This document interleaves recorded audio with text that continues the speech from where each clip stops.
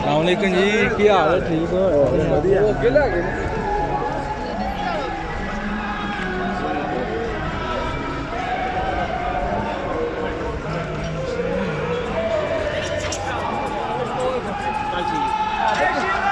ਆਹੋ ਕੇ ਮੰਗ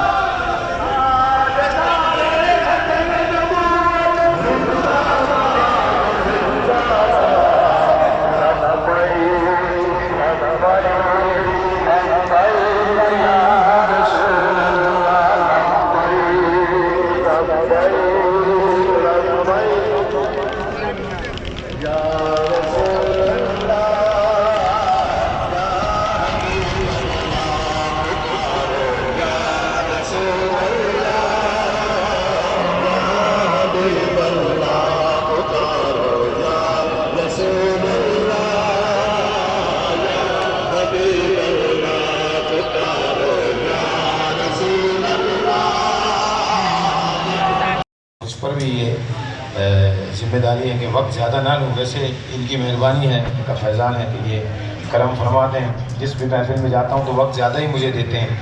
تو میں آج جو ہے اپنی عقیدت بھی مختصر کروں گا اور صرف میلاد کے عنوان سے چند کلاموں کے جیتا اشعار صرف 2 یا 3 کلاموں میں مختصراً بالکل پڑھتے ہوئے انشاءاللہ اپنی حاضری مکمل کروں گا. تمام بھائیوں سے گزارش ہے کہ ایک مرتبہ درود پاک کا نظر آنا ندائی انداز میں حضوری قلب کے ساتھ. دیکھیں درود پاک پورا سال پڑھتے ہیں، مگر آج وہ دن ہے کہ جو پورا سال والا نہیں ہے. آج دن کچھ اسپیشل ہے، آج خاص دن ہے، تو اس میں آواز بھی خاص ہو، جذبات بھی خاص ہو، محبتیں بھی خاص ہوں. تو بری طاقت کے ساتھ بلند آواز سے پڑھیے صلی اللہ علیہ یا رسول اللہ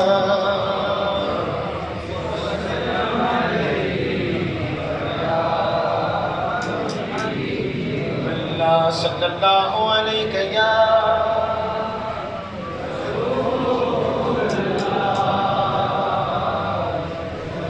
تمہیدن اس تک پہنچنے کے لیے تمہیدن کچھ اشعار کا سہارا لیتے ہوئے کل بھی اس انداز میں نے پڑھا تھا تو علماء نے بڑا پسند کیا. تو آپ کی سبحان اللہ بتائے گی کہ بات کہاں کہاں تک پہنچ رہی ہے.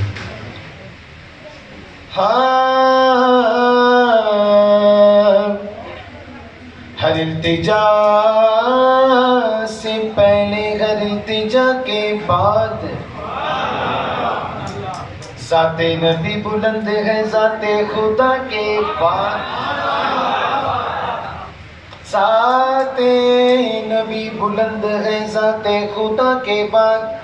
قتل حسین اصل میں مرگ یزید ہے. اسلام زندہ ہوتا ہے گھر کربلا کے بعد. سبحان اللہ. دنیا میں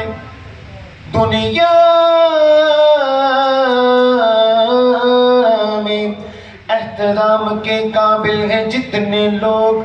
میں سب کو مانتا ہوں مگر مصطفیٰ کے بعد. میں سب کو مانتا ہوں مگر مصطفیٰ کے بعد. اور اب اعلیٰ حضرت کے کلام تک پہنچنے کے لیے اعلیٰ حضرت کی بارگاہ میں شعر کہ ایوان نشت کی جو برچی اڑا گیا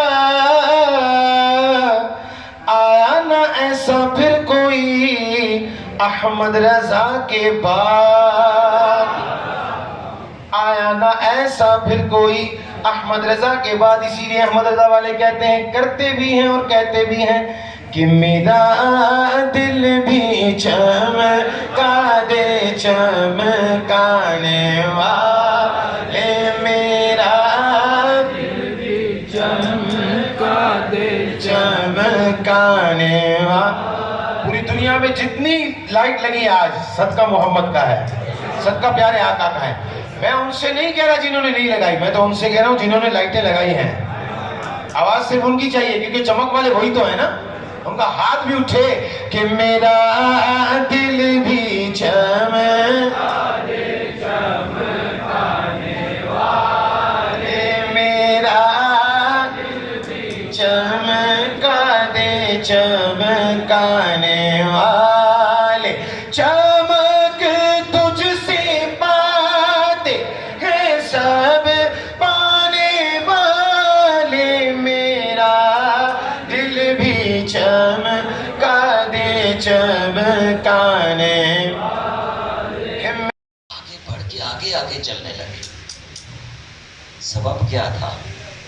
پیچھے چل رہے تھے، احترام کا تقاضا تھا. دائیں چلے کہ ادھر ایک گھاٹی تھی، شاید کوئی دشمن وہاں چھپا ہوا ہو تو میرے آقا پر اگر حملہ آور ہو تو جب تک میں زندہ ہوں آپ تک نہیں پہنچنے دوں گا. یہی خیال ان کو اس طرف لایا، یہی خیال آگے لایا کہ آگے کوئی دشمن گھاٹی میں چھپا نبی پر حملہ کرے تو پہلے مجھے ختم کرے گا، جب تک میں زندہ ہوں نبی تک نہیں پہنچنے دوں گا. النبی اولا بالمؤمنین، یہ واضح مصداق تھے صدیق اکبر رضی اللہ تعالیٰ عنہ کہ نبی کریم مجھے اپنی جان سے بھی زیادہ عزیز اور قریب ہے۔